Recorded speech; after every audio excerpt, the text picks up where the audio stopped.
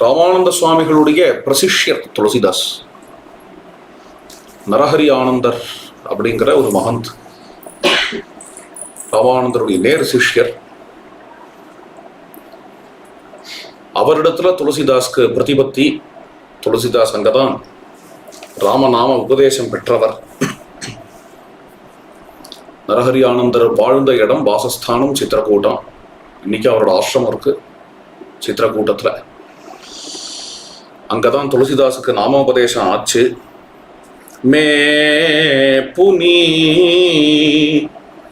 நிஜ குரு சன சுனி கதா சோ சூகர் खेत समुझी नहीं तसी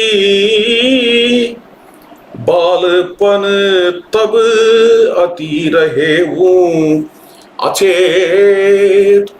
சூக்கர க்ஷேத்திரம், இங்க வராக சந்நிதி இருக்கு. ஸ்ரீ வராக க்ஷேத்திரம். அங்கதான் குருநாதருடைய ராமாயண பிரவச்சனம் நடக்கும்.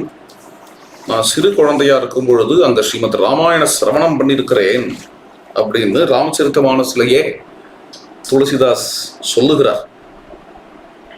பால்யாத் பிரபிருத்தி, ராமரிடத்துல அச்சஞ்சலமான பக்தி உடைய இந்த மகான் சித்திரக்கூட்டத்திலேயே ராம உபாசனை பண்ணார் பரமராம பக்தராக.